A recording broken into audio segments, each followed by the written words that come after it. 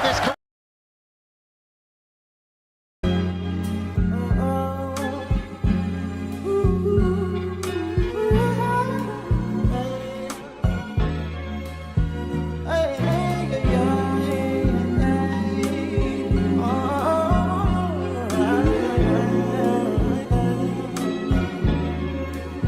She said, take your time, what's the rush?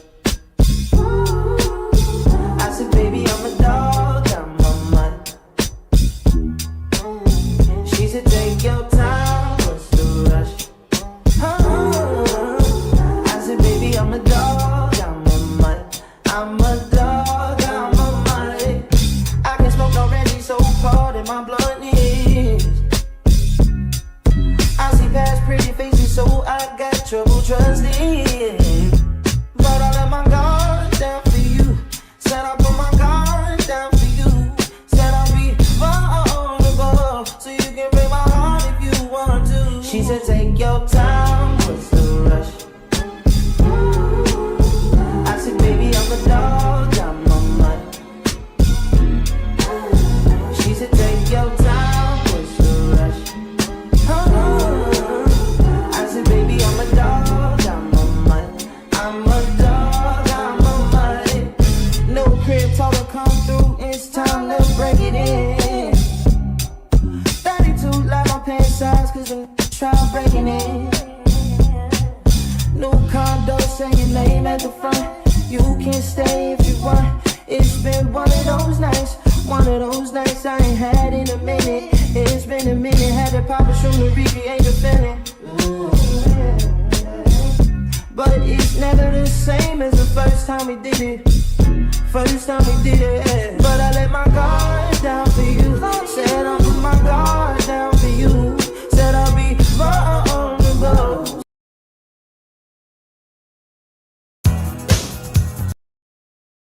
Whenever I hear goodbye,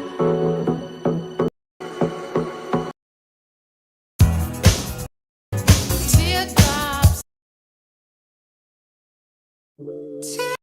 I know myself cause I hate it when I make you cry. What's all left unspoken? And the music don't feel like I hear goodbyes. Reminds me, baby, of you. I break down and cry. Next time I'll be true, yeah. Fever for lost romance. Reminds me, baby, of you. I took a crazy chance. Next time I'll be true. Footsteps on the dance floor. Reminds me,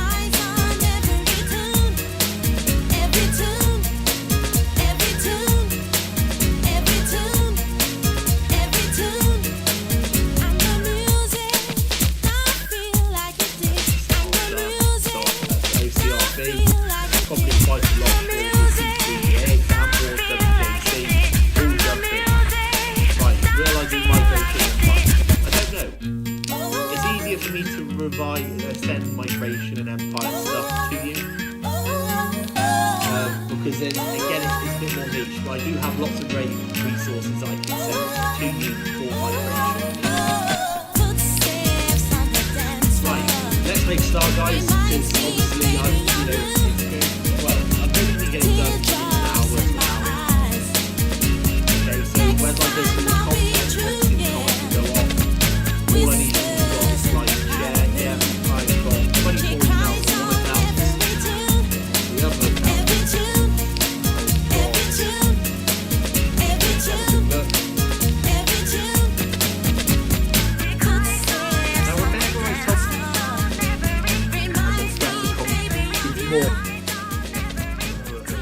Just trying to find out.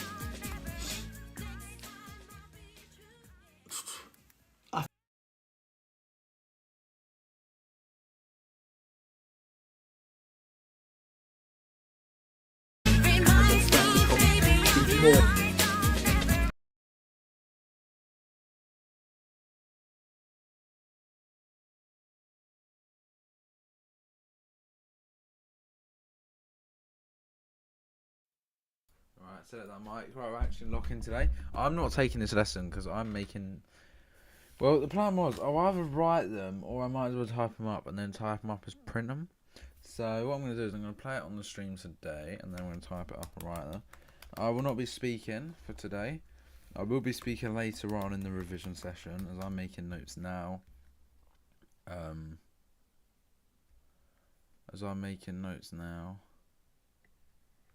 I just am.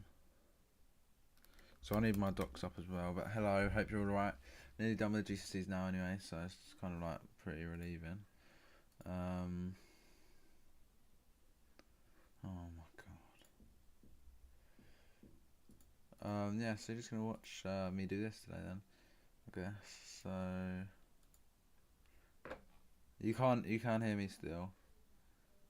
I'm not gonna be. There you go. This guy's gonna take the lesson away today, so enjoy and have fun. Oh, Amelia, that's very good timing. That's good. Okay, so how do I answer how useful? How do I answer? Sorry. Go to my GCSE exam technique playlist for any how to answer questions. I've probably covered it in there. It's probably in there somewhere. Okay, so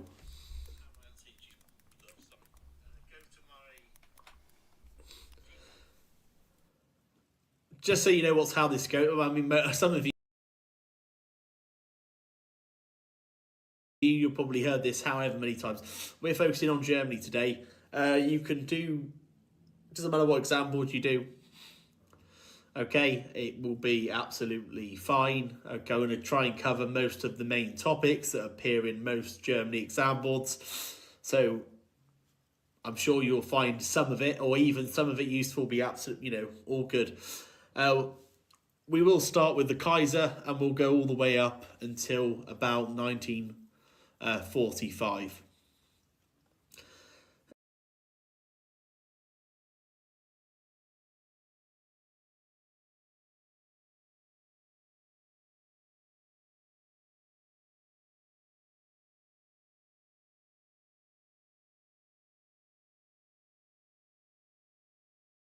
If you have to pop off or you can't make it, or you know someone who can't make it, or you want to revisit any of this, obviously you can screenshot, you can record the live, or you can go to my Germany playlist and you'll find these slides that you can save.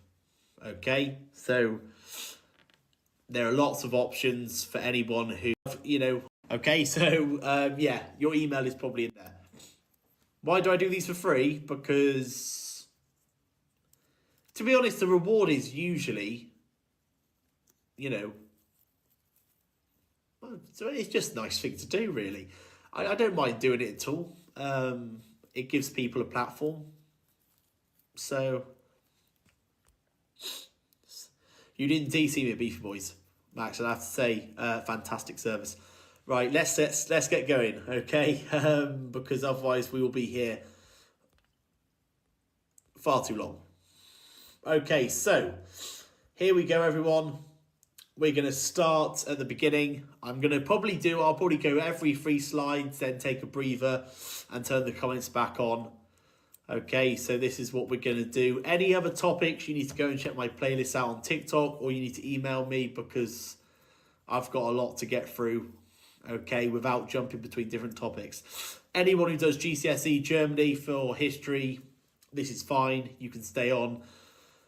Comments going off, and then we will just keep liking and sharing for me, guys. That will be very useful. That's the reward there, is you turning this, get it out there for me.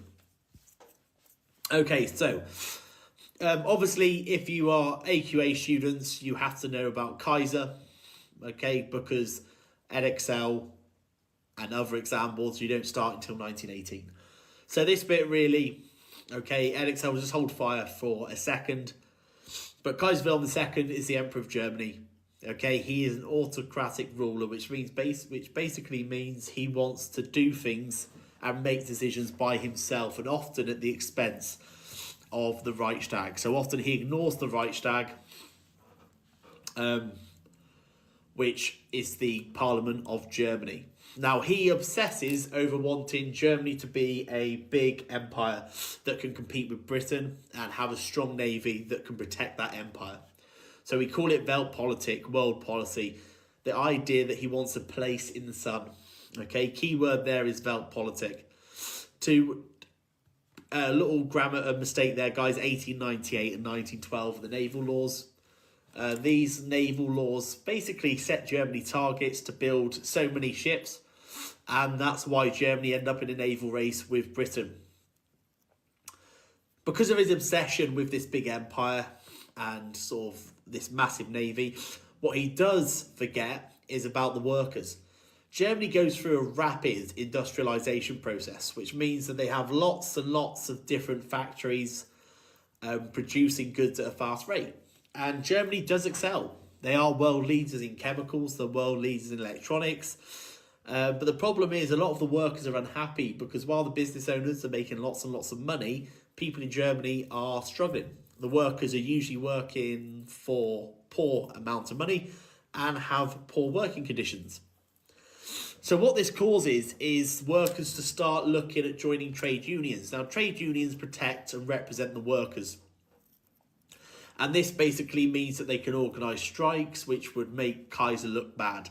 We also have the growth of the left-wing socialists, okay? The socialists get a lot of support from workers because of their left-wing beliefs that wealth should be shared.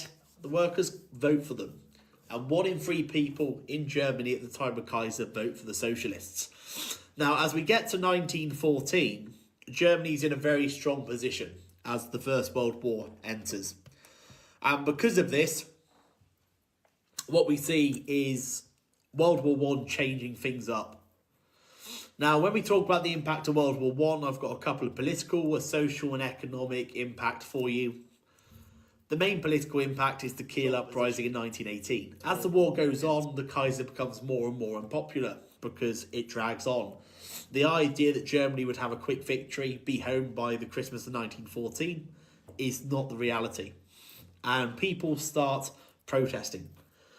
The sailors in the German port town of Kiel stop following instructions. And when the Kaiser turns to the soldiers and say, right, I need you to go over there and sort out this mutiny, they refuse. And it's at this point in 1918 that the Kaiser realises that he's lost control completely. And because of this, he abdicates.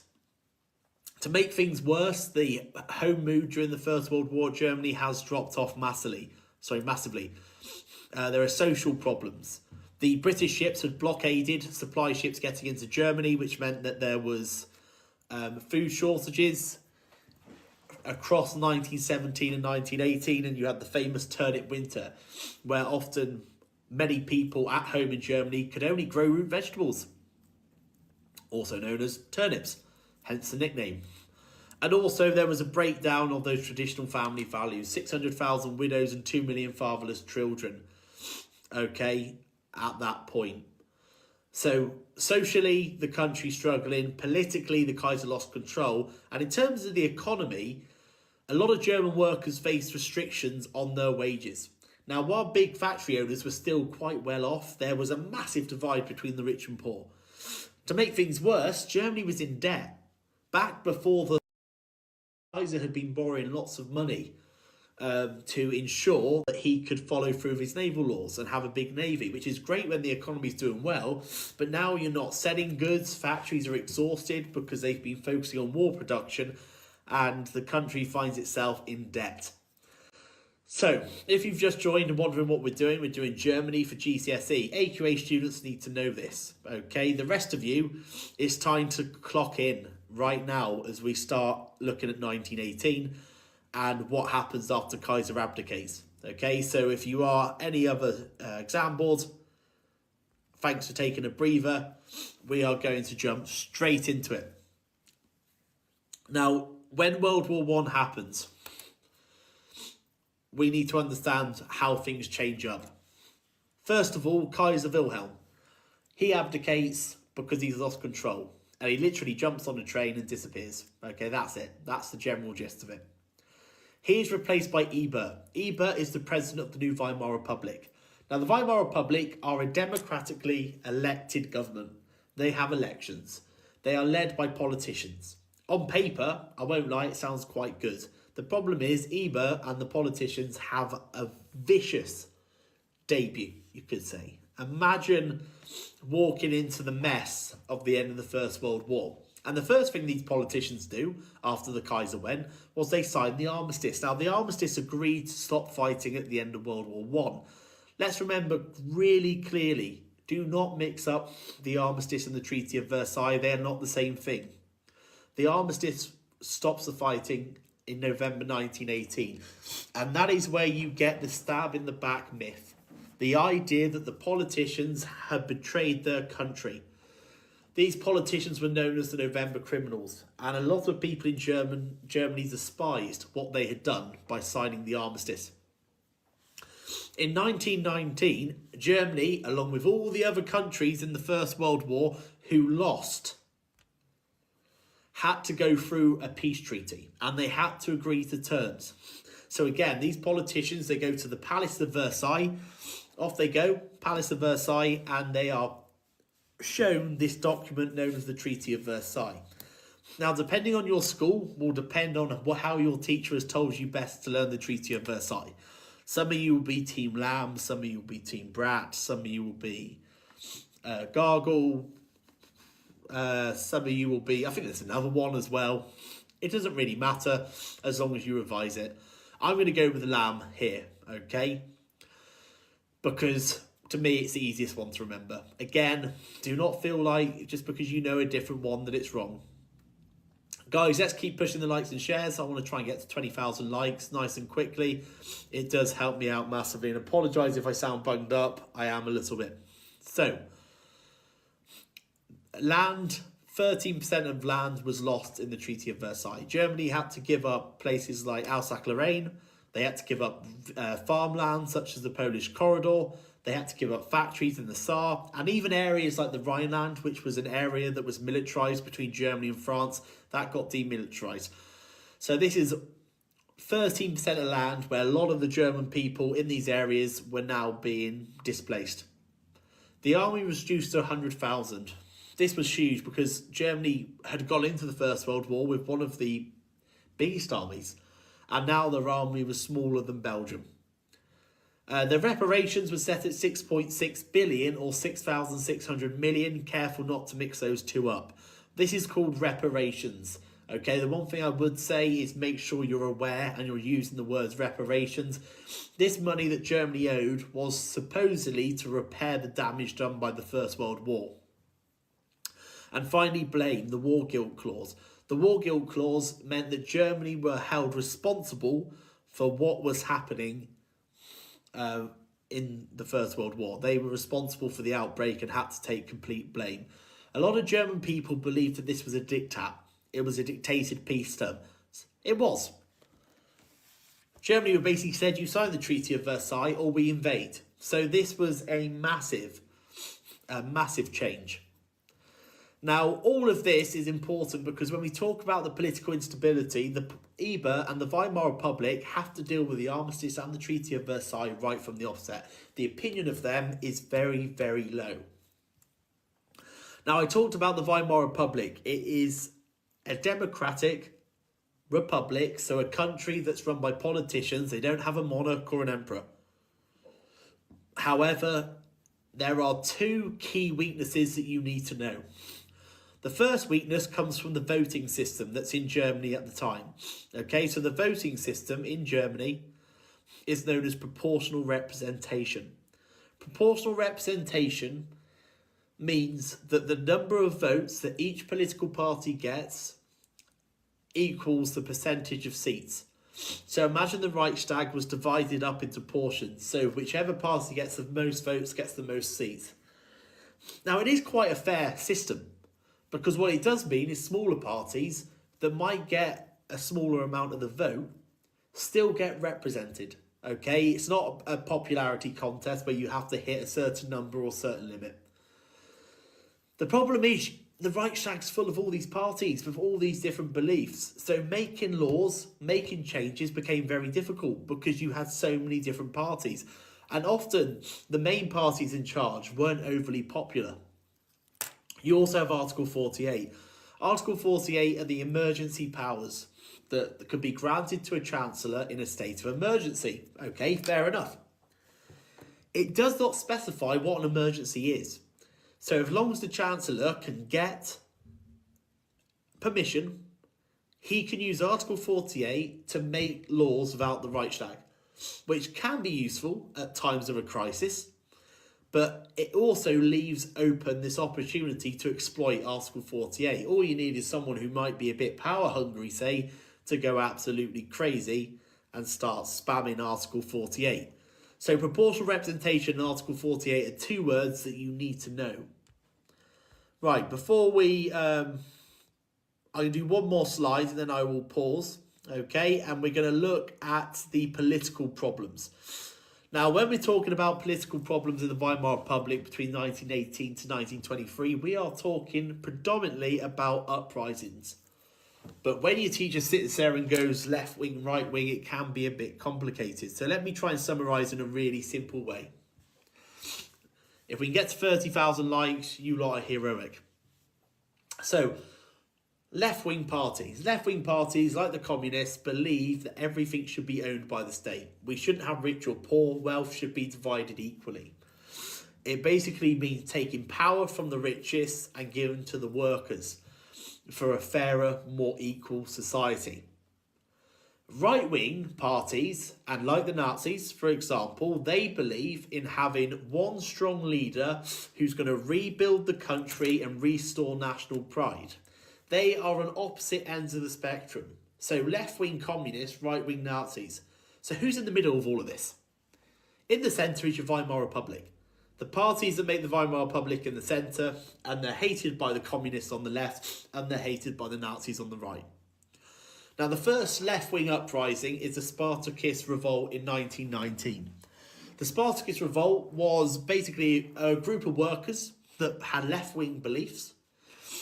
Some of them were indeed communists, and they were led by Rosa Luxemburg and Karl Liebknecht. And they basically were fed up with the government and wanted to just cause chaos. So they go into the streets, causing mayhem. The Weimar Republic deal with it by calling upon the Freikorps. Now, the Freikorps are the ex-military, okay? And they put down the uprising very quickly. Why? Because you've got the workers with their who don't really have any military experience against ex-soldiers. So the Freikorps very quickly sort out the Spartacists, and their leaders are both killed. Now, it's important that we understand who the Freikorps are, because they're a key bit. The Freikorps are all those ex-soldiers. Remember, the Treaty of Versailles stated that Germany could only have 100,000 men. So you've got to remember there are ex-militia just hanging around in a group in Germany. And the reason they put down the Spartacists is because the army, who are typically more right-wing, they hate the Spartacists. They will put them down. Doesn't mean they like the Weimar Republic, but they hate the Spartakists more. The Freikorps themselves use this opportunity to try and seize control. So after they deal with the Spartakists the following year, they join up with a right-wing individual named Wolfgang Kapp, and we have the Kapp Putsch. The Kapp Putsch in 1920 is when Wolfgang Kapp and the Freikorps try and take control. Now this time the Weimar Republic are in a bit of an awkward situation. So they turned to the German army and said, can you go and put down this putsch, this rebellion? And the army are like, don't be silly, we're not going to do that. A lot of the army fought with these men in the First World War. They're not going to sit there and turn fire on ex-former soldiers. So the politicians end up running away. Berlin is actually too unsafe for the Weimar politicians. You want to know why it's called the Weimar Republic? Is because the German town that they flee to is Weimar. And it shows how unstable they were at this point. The only reason the Kapp Putsch in 1920 wasn't successful is because of a certain strike in Berlin. So basically, if the politicians encouraged the workers of Berlin to go on strike, which means suddenly businesses stop working, transport stop working, and it means the Kapp Putsch are unable to seize control. Why did the German people go on strike in Berlin? Probably because they're just fed up. The economy's in ruins. The Treaty of Versailles has crippled the economy, and now everyone's having a pop. We've also got to remember that why do we need to know these uprisings? Because it shows the Weimar Republic are politically very weak. Because they don't have a strong grasp on what to do, and they're very unpopular, you've got left-wing and right-wing uprisings, to the point where they can no longer be in the capital because of how unsafe it is. Now, the third political uprising you need to know is the Munich Putsch in 1923. Spoiler alert, because obviously in the next slide we'll look at the economy. We know that things are pretty awful. Yes, 1923, the famous year of hyperinflation and that very expensive loaf of bread. Now, the Nazi Party at this point, let's just sort of set the scene. The Nazi Party have basically, they were a sort of like a real small beer hall movement, initially led by Anton Drexler, until Hitler took over the reins in 1922. Hitler had made a name for himself at this point for being a charismatic speaker who could appeal to people. And you can imagine in his speeches, he's blaming things like the Treaty of Versailles. He's blaming the politicians. He's really stoking up that hatred.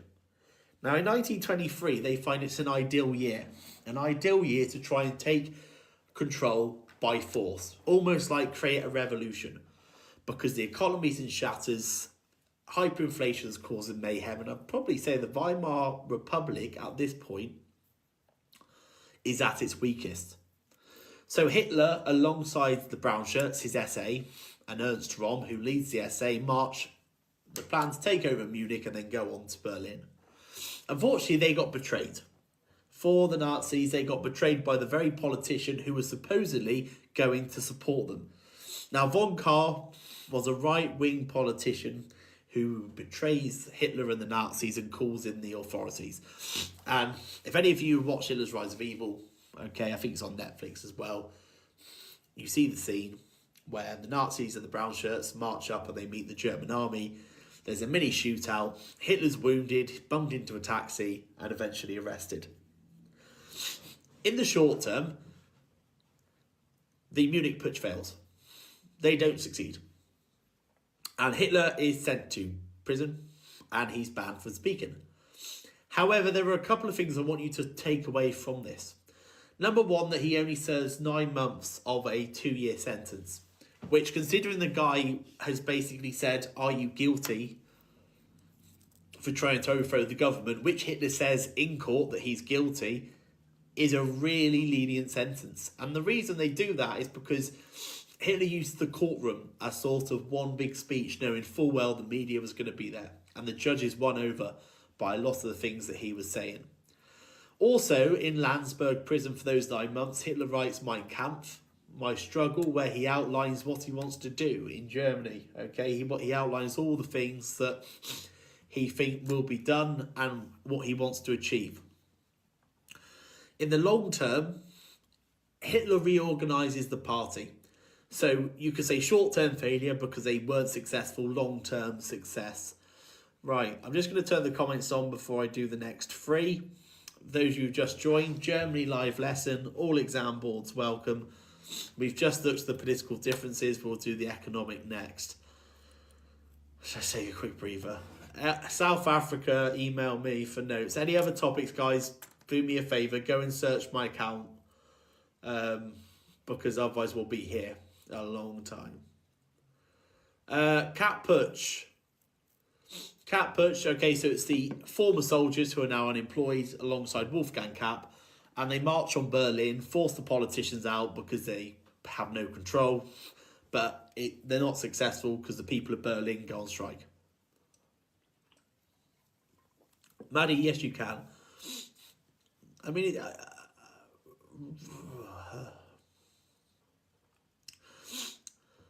when you say how life was after the Treaty of Versailles, I've got more coming up. I've just done the political uprisings, so we'll look at the economy and hyperinflation in a bit.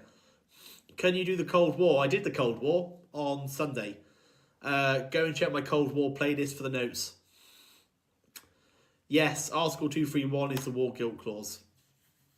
Can you recommend any websites for revision? Oh, well, there's loads of them out there.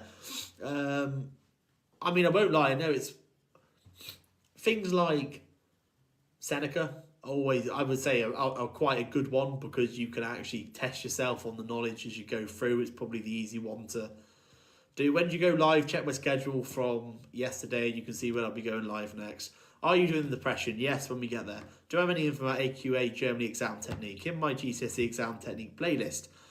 Don't worry, yes, prefer to remember the last names rather than the first names, okay? That's better.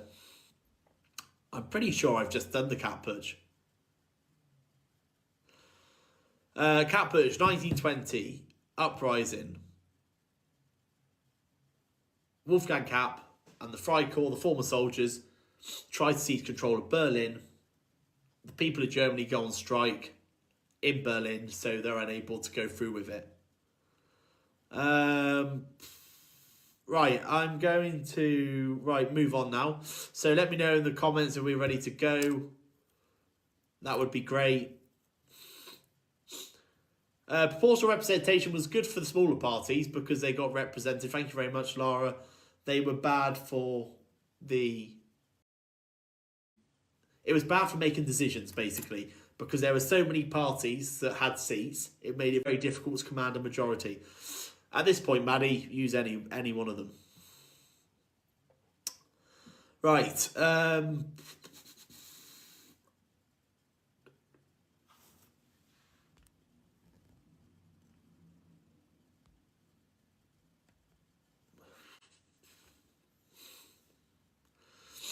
The workers probably got fed up. You got to remember the economy was in ruins. So actually...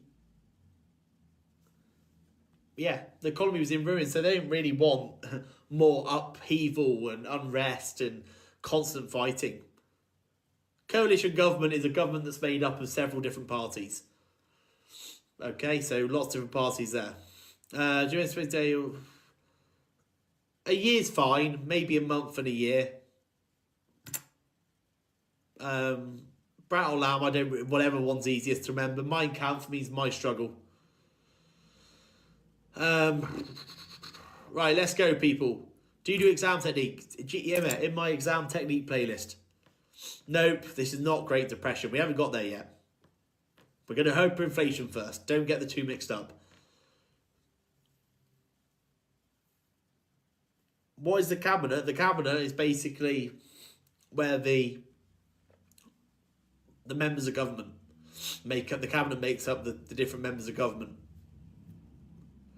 Yeah, the Weimar Republic was made up of lots of different parties, which would be a coalition.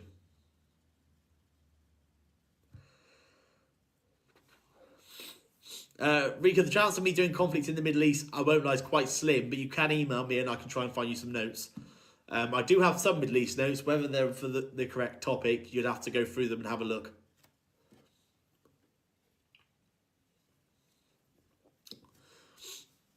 Yeah, the Spartakists were communism. They're left wing. Dictated peace. How would I email you? TikTok bio.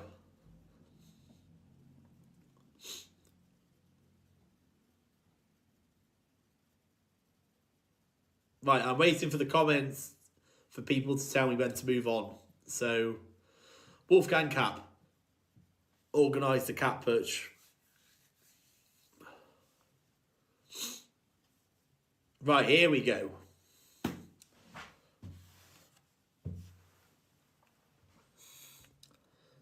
Guys, if you're emailing about notes in the bio, at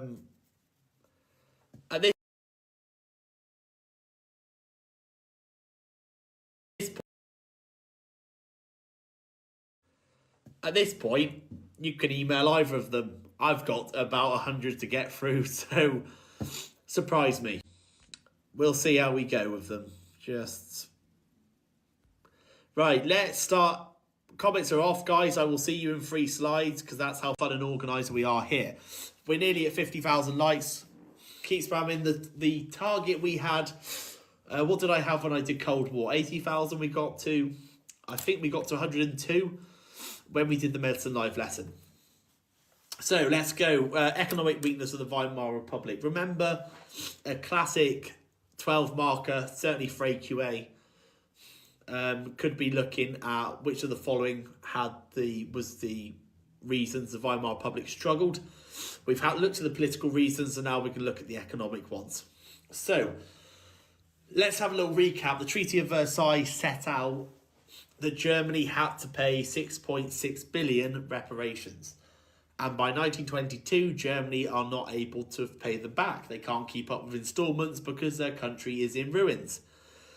So by January 1923, instead of a logical sit down and discussion about it, the French and Belgian troops invade Germany and they go into the Ruhr. The Ruhr is where they've got lots of factories, and they basically help themselves to goods. Now, this angered a lot of the German workers because the invasion of the Ruhr was quite brutal. First of all, they were helping themselves to goods in the factory. There was brutality, there was beatings, and the workers are basically go on strike, or passive resistance as we know it. Now, the government, the Weimar Republic, want to look like that they are supporting their workers during this time. So what they do is they decide to print more and more money to pay them. Now, this sounds lovely, but usually when you go on strike, you've got to remember that you don't get paid for it. So while this was a lovely gesture, realistically it wasn't great. Remember, factories in Germany are not making enough goods to sell.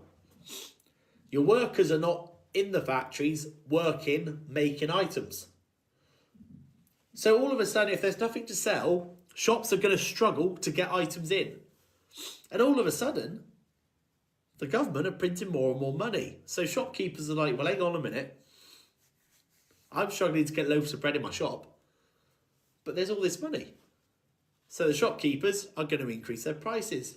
And what does the government do? Oh, don't worry, we'll print more money. And it's this horrible pattern. But because of how quickly inflation happens, very commonly in lots of different countries. But what we do see, and why this is a problem, is of how quickly it was done. And that's where you suddenly see prices of goods. So, for example, you've seen my TikTok, 201 billion for a loaf of bread, November 1923. That figure might vary, okay? It's always worth pointing out that figure might vary depending on the information. But how quickly, from 1918, okay, where, you might pay 0.6 marks to 201 billion, and they often were just adding zeros onto the end of notes when they were printing them. So, imagine if you have a £5 note and all of a sudden that's a £50 note. Now, just because you got more zeros doesn't mean you're richer. It just means goods are becoming more expensive. Workers are being paid several times a day to keep up with the demand of price changes that were happening. and this is known as hyperinflation. And hyperinflation had a huge impact. Savings, worthless. Elderly people on pensions, worthless. Businesses were having to close down because they weren't making money. Currency becomes worthless. And by 1923, you've got hyperinflation happening. And at the same time, you've got the Munich Putsch happening where the Nazis try and take power. It is an awful year for the Weimar Republic. Now, a little easy way to try and revise this topic would be using the word tropical. I use the word tropical as a way to remember the weaknesses of the Weimar Republic. You've probably seen TikToks of mine where I've gone through tropical before. So I've left it there for those people who need it. If you are just joining, guys, remember all of these slides are on my TikTok playlist, my Germany folder.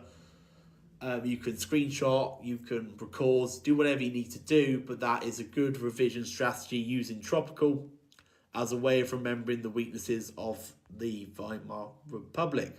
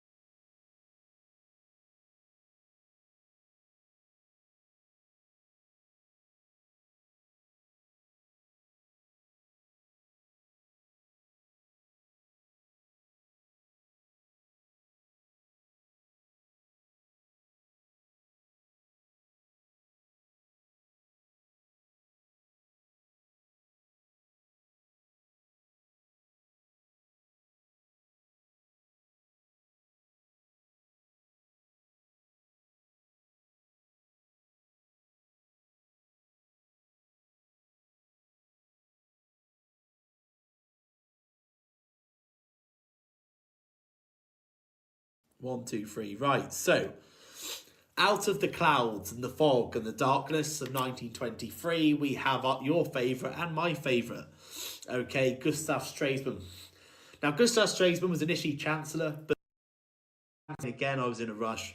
Hopefully, it doesn't take a genius to work out the year 2929 hasn't happened yet. Gustav Stresemann's job was to improve relationships with other countries. Okay, and there are lots of things that he does. Now, again, there's lots of different ways to remember this. I've used the word differ below to help you revise Stresemann. The first thing Stresemann does, he introduces a new currency in 1924 known as the Rentenmark. The Rentenmark acts as a temporary currency. Okay, and what this temporary currency does is it helps them reset the economy, reset the prices that have been out of control. So they get rid of all the old currency and they have to sort of hit the restart button and hit the reset. He very quickly negotiates loans with the America. So the US provided loans worth of 800 million marks. Okay, not 800 marks, 800 million marks from the USA. Okay. What these allowed Germany to do is Germany could start repaying their reparations.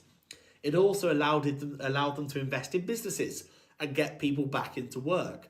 Now, all of a sudden, this is a fantastic little domino effect because the Dawes Plan has allowed Germany to kickstart the repayments, which meant the French and Belgian troops would finally to work, which is a huge positive.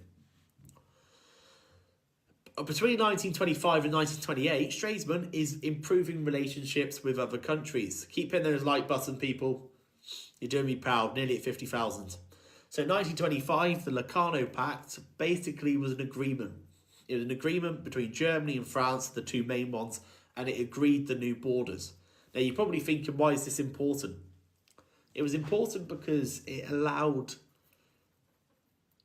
it basically meant that Germany felt that they were not going to be invaded by France because there was now an agreement that this is our border That's that.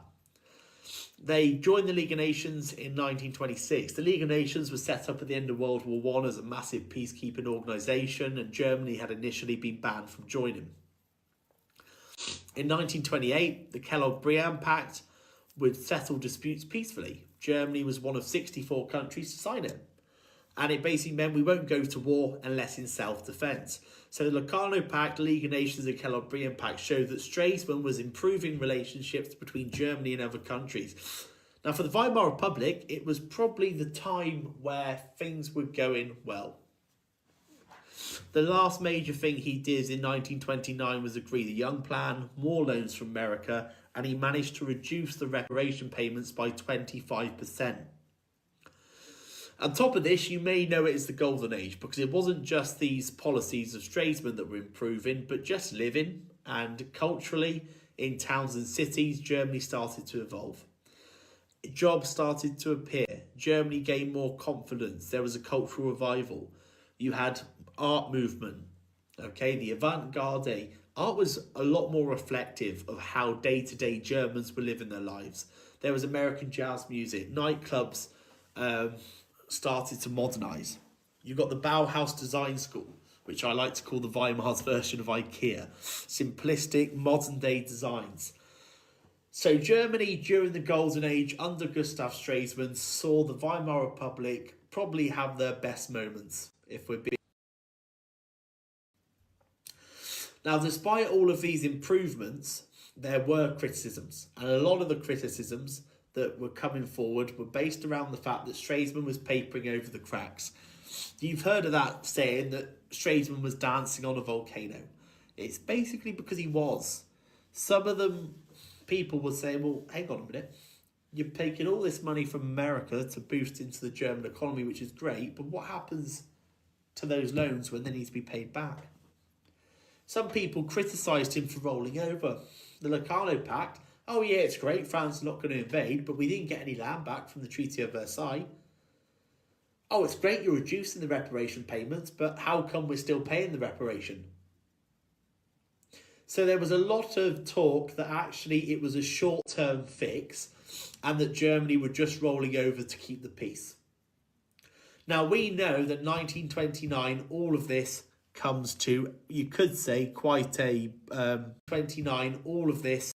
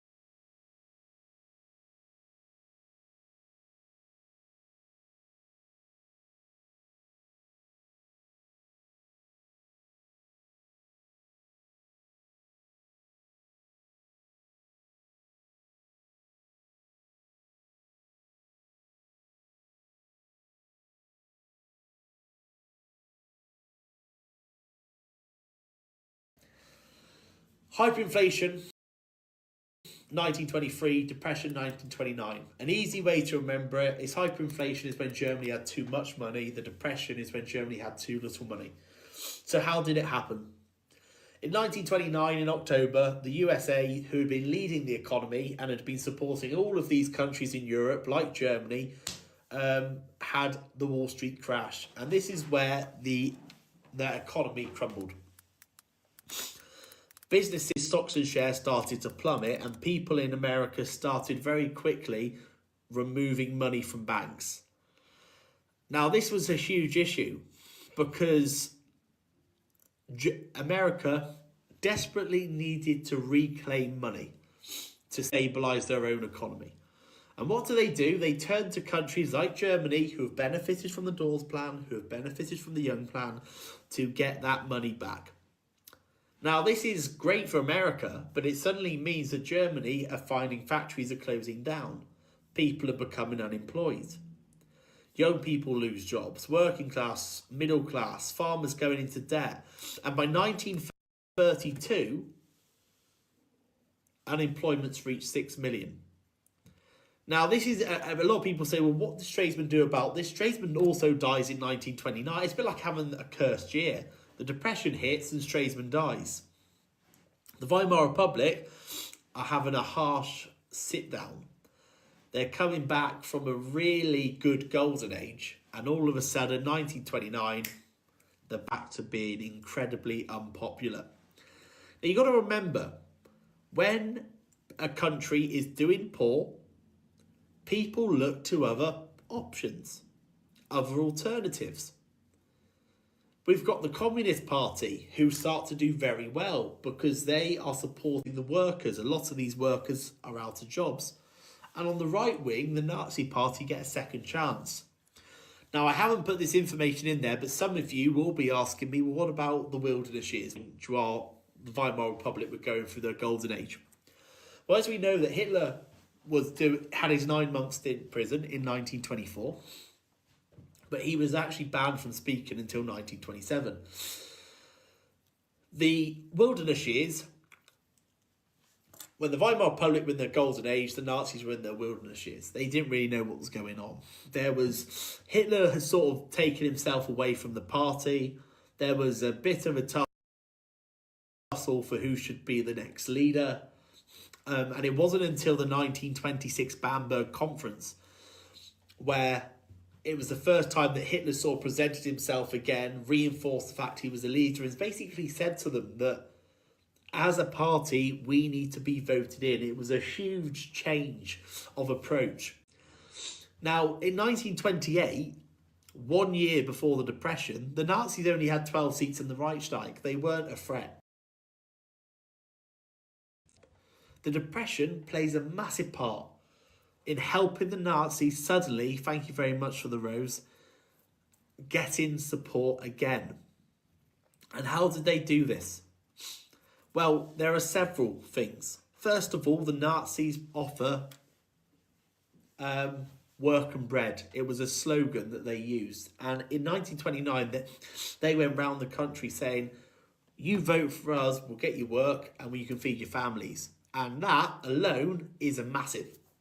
Look at how the votes change. By 1930, in 2 years, the Nazis go from 12 seats to 107 seats, meaning that they became the second largest party in the Reichstag. Thank you very much, Leah. By 1932, so that's 4 years in, when unemployment hit 6 million, the Nazis had 230 seats at their best. Thank you, Susanna. Sorry. Which meant they were now the largest party in the Reichstag. Now, was it just the Depression that did it? No, there were other reasons, and I'm going to go and look at those reasons now. First of all, it's all very well people voting for the Nazis, but the Weimar Republic were really shooting themselves in the foot. Chancellor Brüning was awful. Chancellor Brüning's approach to dealing with the Depression was cutting unemployment pay. Basically, you're taking away benefits from people who are out of work. And they're actually out of work because of the Weimar Republic. Thank you very much, Leah. And because of this, Bruning is saying, oh, don't worry, we'll just increase taxes to get more money. Right, you're taxing people out of work. You're cutting unemployment pay. So the very people in charge are screwing this up massively. Thank you very much, Laura. Okay, screwing this up massively. So what I want us to do is just have a quick look at some of the other ways. Okay, and I made a bit of a mistake on this one at the bottom. So I will turn the comments on after so we can take a quick breather of such. In any exam question, guys, the rise or growth of the Nazis talks about 1929, so from the Depression up until January 1933. Now, January 1933 is when Hitler finally becomes Chancellor. So how do they get? I've already talked about the work and bread slogan, which appealed to the people who were unemployed because of the Depression. Part of the new approach is you had a change of tactics. People like Joseph Goebbels, who was the Minister for Propaganda, were going round and basically creating posters, hosting rallies around the country. And a big part of the speeches was that exploitation, the hatred for the communists and the hatred for the Treaty of Versailles, which again feeds into it. A lot of people got behind it. Now, remember I told you that the communists also got more popular during this time. They were very popular with the workers. You'll remember when you have a general election, parties score political points against other parties, and they're very tactical. They like to sort of go out and try and appeal to different groups. The Nazis changed their approach in the fact they targeted the groups of people that would be favouring the communists. So, for example, churchgoers, they would say, vote for us because the communists are anti-religious. Farmers, we'll give you higher prices for your crops so we won't take your land away. Rich businessmen, if you vote for the Nazis, they're going to give you really generous contracts where they're going to use their big factories to build weapons. Middle-class business owners, they must be worried that the communists are going to seize your businesses. We'll use our SA, the brown shirts, to beat up communist gangs. It was very much about scoring political points. So by 1932, the Nazis are the largest party in the Reichstag. Now, we've got to remember, usually what happens is the largest party tend to have someone in a high position. It's quite good to have a chancellor who commands the Reichstag, and that's what the Nazis basically do have at this point. The problem is, comments are off, guys. I will see you in 3 slides because that's how fun and organised we are here. We're nearly at 50,000 likes. What these jobs started organisation, and Germany had initially been banned from joining. In 1928, the Kellogg-Briand Pact would settle disputes peacefully. Germany was one of 64 countries to sign it. And it basically meant we won't go to war unless in self-proving relation time, criticism, economy, and it'd be the Wall Street economy. Benefited from the Young Plan. They turned to countries like Germany, who have benefited from the Dawes Plan, who have benefited from the Young Plan, to get that money back. Now, this is great for America, but it suddenly means that Germany are finding factories are closing down. People are becoming unemployed. Young people lose jobs. Working class, middle class, farmers going into debt. And by 1932, unemployment's reached 6 million. Now, this is a lot of people say, well, what does tradesman do about this? Tradesman also dies in 1929. It's a bit like having a cursed year. The Depression hits and tradesman dies. The Weimar Republic are having a harsh sit down. They're coming back from a really good golden age, and all of a sudden, you got to also know you will golden in 11. It was TS. They do this off you. 17 years, we're now the out of work. Quick look, made a bit of a mistake on this one at the bottom, so I will turn the comments on after so we can take a quick breather of such. In any exam question, guys, the rise or growth of the Nazis talks about 1929, So from the Depression up until January 1933. Now, January 1933 is when Hitler finally becomes Chancellor. So how do they get? I've already talked about the work and bread slogan, which appealed to the people who were unemployed because of the Depression. Part of the new approach is you had a change of tactics. People like Joseph Goebbels, who was the Minister for Propaganda, were going round and basically creating posters, hosting rallies around the country. And a big part of the speeches was that exploitation, the hatred for the communists and the hatred for the Treaty of Versailles, which again feeds into it. A lot of people got behind it. Now remember I told you that the communists also got more popular during this time. They were very popular with the workers. You'll remember when you have a general election, parties score political points against other parties and they're very tactical. They like to sort of go out and try and appeal to different groups. The Nazis changed their approach in the fact they targeted the groups of people that would be fearing the communists. So for example, churchgoers, they would say, vote for us because the communists are anti-religious. Farmers, we'll give you higher prices for your crops so we won't take your land away. Rich businessmen, if you vote for the Nazis, they're going to give you really generous contracts where they're going to use their big factories to build weapons.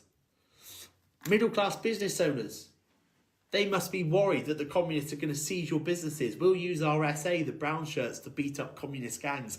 It was very much about scoring political points. So by 1932, the Nazis are the largest party in the Reichstag. Now, we've got to remember, usually what happens is the largest party tend to have someone in a high position. It's quite good to have a chancellor who commands the Reichstag, and that's what the Nazis basically do have at this point. The problem is Hindenburg did not see it this way. To make things worse, in 1932, the Nazis weren't just the largest party, but Hitler actually went up against President Hindenburg in a presidential election. Really short side note here, guys. President Hindenburg was a very well-known veteran former World War I general. He had been president since 1925, and he was a big name. Hitler loses that presidential election, but it is shocking how close it was. Because a lot of people thought Hindenburg, it would be a quite simple, a nice, easy whitewash. So Hitler basically goes up to Hindenburg and says, make me chancellor. I've got the biggest party in the Reichstag, it makes sense. Hindenburg refuses. Instead, we go through the classic, here we go. So, Brüning, sacked in 1932, in comes von Papen. Von Papen fails to get support. What do I mean? He goes into the Reichstag, and every time they try and make a vote, the Nazis get up and walk out. Von Papen is replaced by von Schleicher, same problem. So in 1932, you actually have 3 different chancellors. Brüning's removed for failing to deal with depression. Von Papen's removed for failing to get support. Von Schleicher's removed for failing to get support. Now, Hitler knows that if he goes up to Hindenburg directly, he won't get the position of chancellor. So he basically plays a little game. He goes up to von Papen. Now, von Papen basically has a strop because von Schleicher got his job. And Hitler goes up to von Papen and say, yeah, sucks about that whole chancellor business, doesn't it? I tell you what we can do. Von Papen, he says, why don't you go to Hindenburg and suggest to him that make Hitler chancellor just so you can get revenge on von Schleicher. I will then make you vice chancellor, which is like the 3rd position. It works. And it works in the sense that von Papen and Hindenburg believe they can control Hitler. So you've got President Hindenburg at the top, and in January 1933, Hitler becomes chancellor and von Papen becomes the vice chancellor. And between the two of them, Hindenburg and von Papen, they thought they could box Hitler in and control him. This is really important because Hitler's now got a position of power. His foot is firmly in the door. An easy way to remember how to revise Hitler's rise to power, sorry, I made a mistake and then I didn't change it in time, is using the word caused. Okay, so communist fear, appeal of Hitler, unhappy with Weimar Republic, structure of the party, election results, and the depression. Okay, so that's that there. And the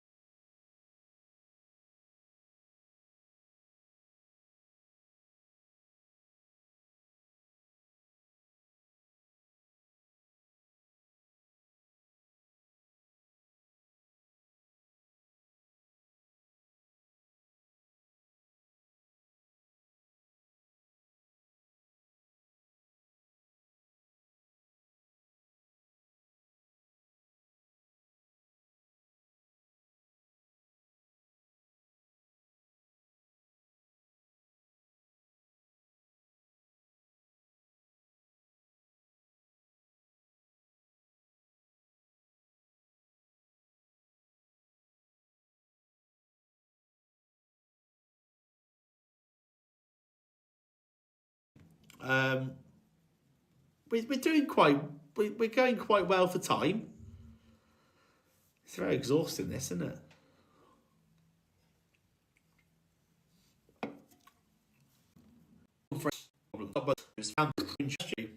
Von Pappels.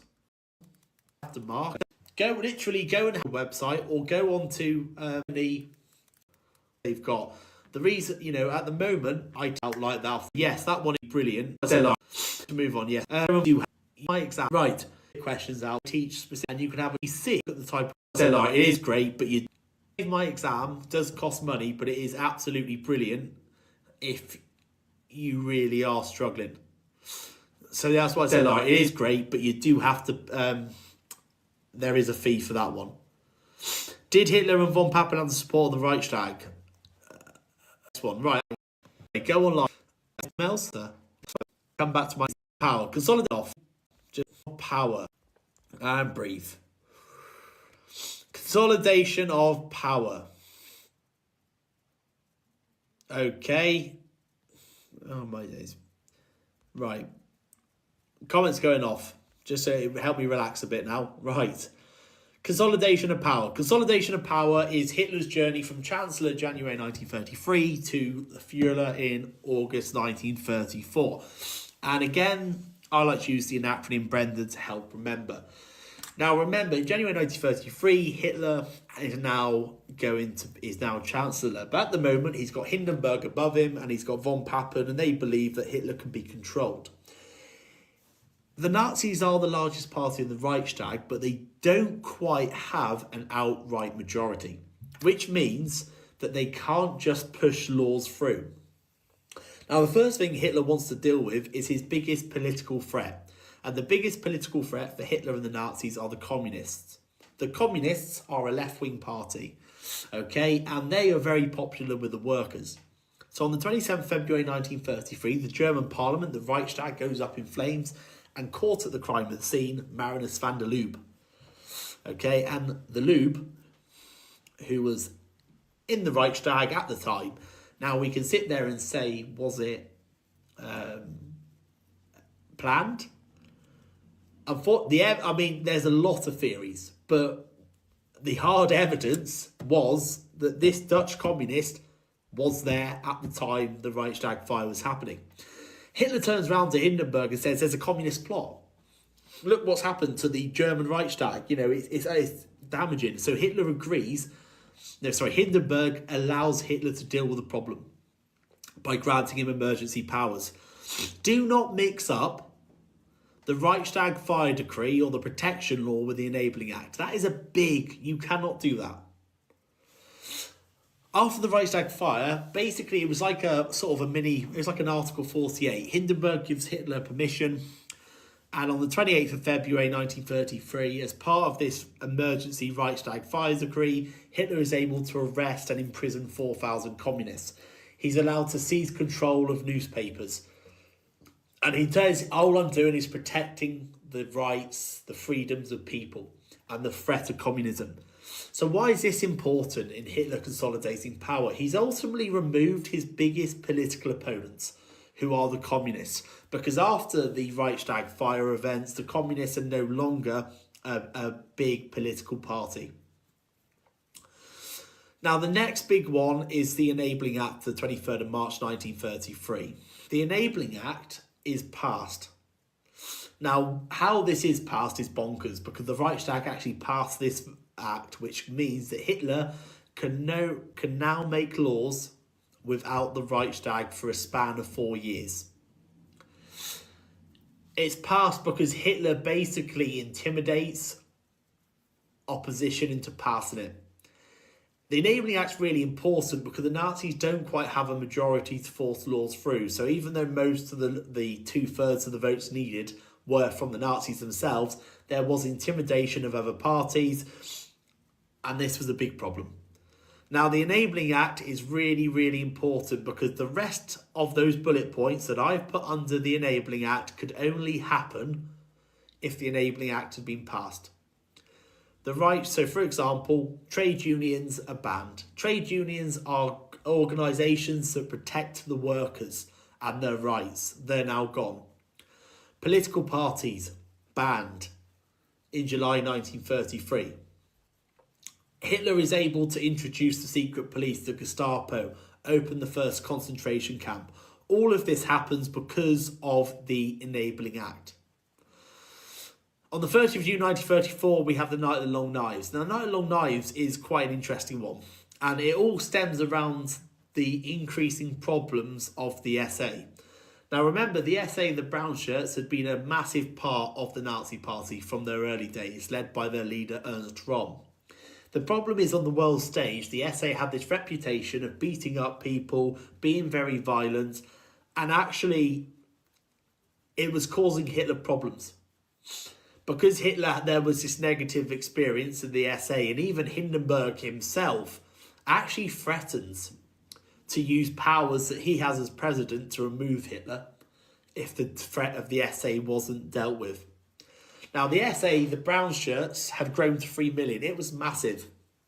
And Ernst Röhm, its leader, had this idea that the SA would become the new army, which the German army themselves said, not a chance. There was also, as you know, it was very well documented, there were rumours about Ernst Röhm. Was the one symbol of... Okay, so we're now going to look at life in Nazi Germany, which obviously started by August 1934. And if you look at... This is a very common question. Which of the following did more to help the Nazis control? And on one side, you have the police state, and on the other side, you have propaganda. Now, the police state was a system of fear and intimidation around Germany to basically ensure there was no rebellion or no one speaking out. And the person in charge was Himmler. Himmler had basically headed up the SS. The SS initially were the black shirts, and they had sort of acted as like personal bodyguards. But after the Night of Long Knives, the SS gone, and the SS are the main organisation. Okay? Now, as part of this, the SS were sort of the ones responsible for dealing with so-called enemies of the state. And it was split up into different groups. So you had the Waffen-SS, Death Head units, Gestapo and SD. The Waffen-SS were members of the SS who were with the army. The death head units were members of the SS who ran the concentration and death camps. The Gestapo were the secret police. Now, they would monitor the German population. They wouldn't wear uniforms. And ultimately, it made people live in fear. Now, the Gestapo was always made out to be a lot bigger than it actually was. They relied on informants, people who would dob in to other people, and then the Gestapo could arrest and sentence people without trial. You also have the SD. Now, the SD is probably the one that people forget about. It's the intelligence gathering agency. These members of the SS would have detailed files on all leading Nazi members. And I won't lie, they would use it to try and get more power and get closer to Hitler. Okay, it was almost like this idea that you didn't know who to trust. So the police state had been built up in a way where it was very intense. And the death penalty was much more commonly used. Before the Nazis, there were only 3 crimes that would see the death penalty be used. That now increases to 46 crimes. So things like if you were caught listening to a foreign radio station. Judges swore an oath of loyalty to Hitler, and all trials were predetermined, which means they knew the outcome. On the other hand, a lot of people say, well, okay, there's this fear and control, but a lot of people were just brainwashed into thinking. Because on one side you have Himmler and the SS and there's control, but on the other side you have the Minister of Propaganda, Joseph Goebbels, and his role was to brainwash the people into believing what the Nazis were doing were correct. And this could be censorship of press. Any anti-Nazi or non-approved newspapers and articles were banned. Radios were made very cheap and affordable, so most households in Germany had a radio so they could tune in and listen to Hitler's speeches. Loudspeakers were put across the streets again, so if people are out and about, they were always in this constant communication with hearing the speeches that were being made. The mass rallies were happening in stadiums where people, marching bands, and they would turn these massive spectacles. Hitler would make a grand entrance in. The most famous one was the Nuremberg Rally. All of these are examples of propaganda where people would just invest themselves into it. Now, probably a really useful case study to remember is the Berlin Olympics in 1936.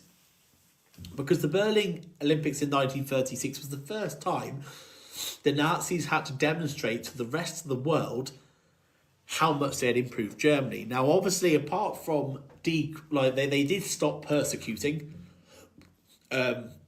minorities at this point because for the obvious crimes against humanity that they were committing, but they used it as a spectacle to show their modern day technology. They had things like, and they were using things like cameras to track the sprinters, photo finish shots. And a lot of you will probably remember that famous photo of Jesse Owen, the sprinter. The Berlin Olympics does see Germany come up top on the medal table, which certainly did a lot for their idea of showing off the German Aryan race. The pure-blooded, the stereotypical blonde hair, blue eyes. But ultimately, it was a big propaganda campaign to show the world how much progress the Nazis had made in Germany. Now, on top of Goebbels sort of controlling a lot of things, there was something called the Chamber of Culture. The Chamber of Culture is what all artists, musicians had to join. Okay, and the reason they had to join it is because anything that got released, and this could be artwork, it could be movie scripts, it could be pieces of written music, they had to be approved. In 1937, they actually put a degenerate art display up to show people what sort of art was not acceptable. Okay, most music was classical. Examples of Nazi films that were released, you got The Triumph of the Will by Leni Riefenstahl. And all of this had to be approved, but more importantly, if you look back, a lot of the things the Weimar Republic had done, the golden years, got reversed. The artwork changed. The music type changed. Hey, Lewis. The movies changed. And all of this was pushing more and more propaganda. Lewis. Okay, if you went to the cinema to see a Nazi-approved film, which would again show them in a positive light, there would always be like 30 minutes of propaganda. Okay, if you went to light, there would always be like 30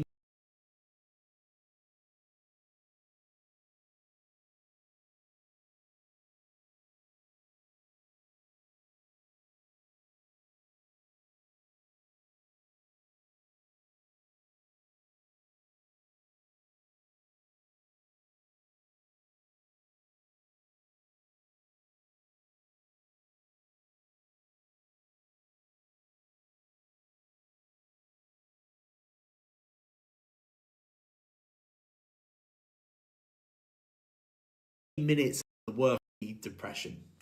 Okay, so that's that there.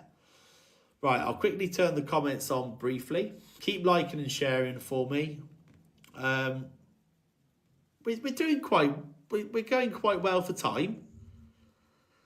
It's very exhausting, this, isn't it? Right, let me know in the comments when we can move on.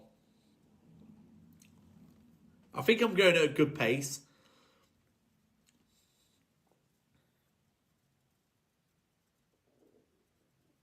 Okay, Laura, I'll do one for AQA.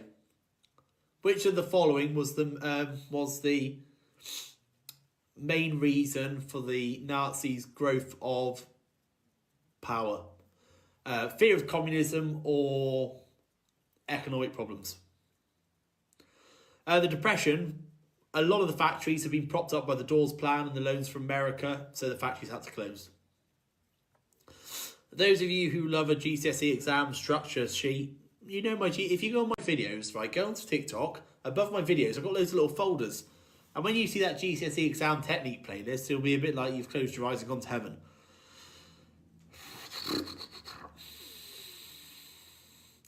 Jess, there won't be a 16 marker in Germany for AQA, 12 marker, it would be.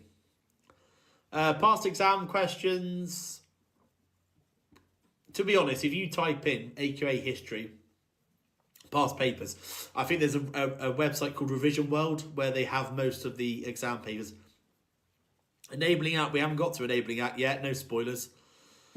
I do some WJC, and to be honest, if you are a WJC student who does Germany, a lot of this is ideal for a lot of you, okay? This is the important thing to remember. So the Chancellors, Chancellors Bruning, then von Papen, then von Schleicher, then Hitler. Why am I being ignored? What do you mean you're being ignored? Well, probably because... Well, I don't know. You just said Hindenburg, and I'm not sure what that means. What do you want me to say to that one?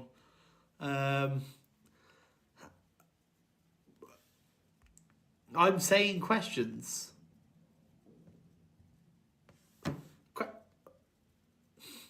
Alicia, I will always reply at some point. Okay, I always will reply at some point. Just to put you into context, I teach full-time, and I rock back up here, and then I smash out some emails. Sometimes they have to mark, I will reply. I'm not going to put a promise on they'll be straight after, because I probably want a little chill. Okay? But I will do my best for you. Right, I'm still... Give you an example of an Excel questions. Eve, I'll be honest with you. Right, guys, with exam questions, go and have a look at past papers.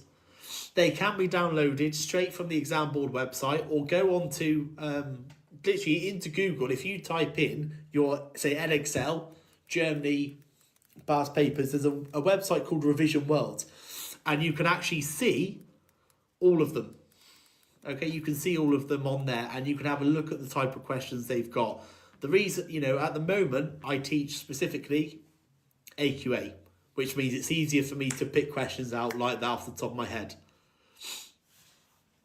Right, is Revision World free? Yes, that one is free.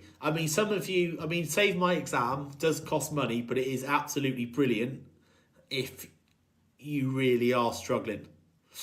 So that's why I said, like, it is great, but you do have to. There is a fee for that one. Did Hitler and von Papen have the support of the Reichstag? Well, we'll get onto that in a bit.